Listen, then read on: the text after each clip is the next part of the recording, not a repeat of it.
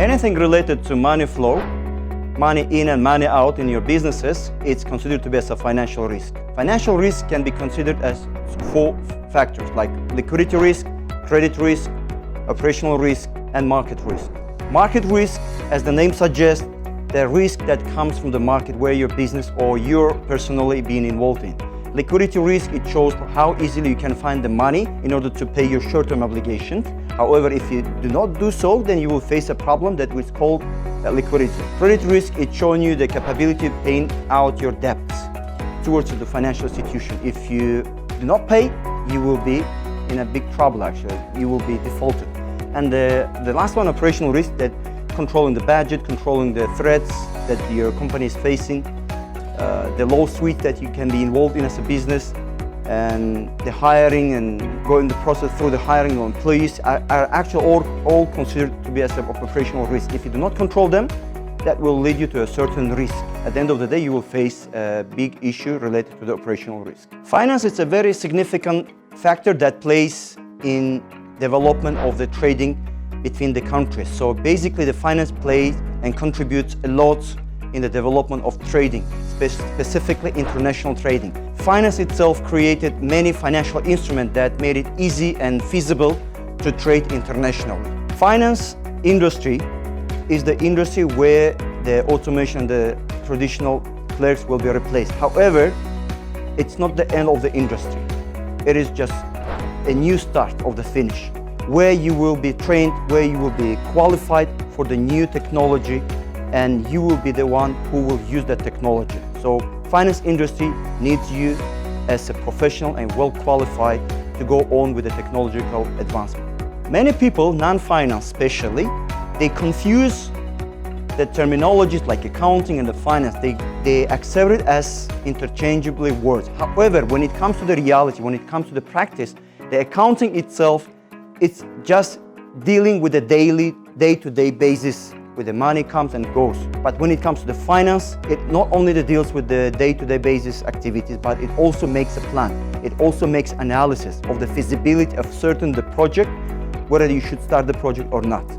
Because if you don't do so, the end of the day, your project will be failed. Actually, when you talk about whether you should start the business or you should go and work and to get through the career and to reach your top management level, it depends on the personality. We cannot say that everyone can be an entrepreneur, that everyone can be a top manager. So there is something that is related to personality. The person can be a really good entrepreneur, but cannot be a really good manager in certain corporation, or cannot be a really good clerk in a certain financial institution. However, when it comes to the manager, the same thing happens. So he is a good manager, but he's not a good entrepreneur. So everything depends on the personality. How he should know? He should try it. You never know unless you try. Financial illiteracy itself, actually, it's a big global crisis that should be sorted out. Make education accessible, especially in the field of finance, for everyone. If you're financially illiterate, then you are actually in a bad position. Bad investment decision comes from the financially illiterate people. Excessive credit use cards, bad management of your expenses with your income. What happens at the end of the day? You are failing. Or if it's a management of the big corporation, the corporation will fail. So the financially literate, it's a very good and very high qualified standard of living of the people. This is what should be care of. Financial literacy is very important.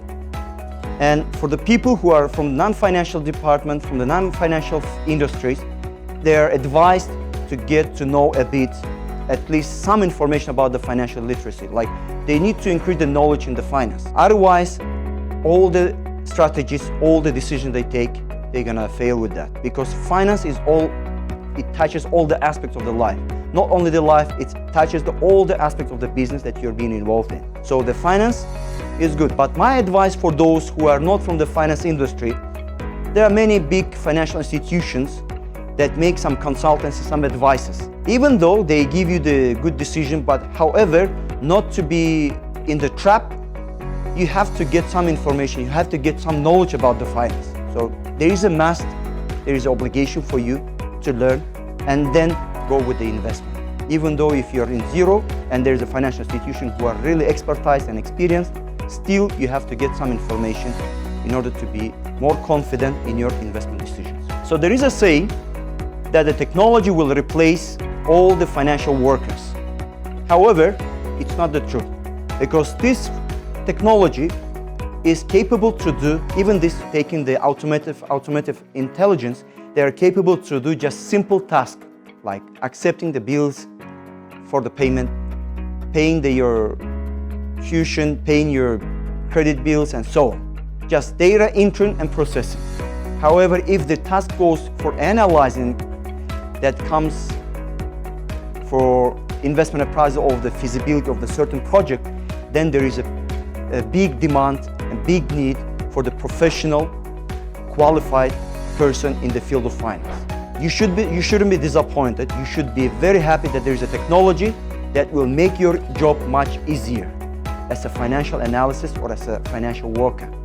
So you shouldn't go down. What you should do, you should go and make yourself to get more knowledge and more knowledge in the field of finance.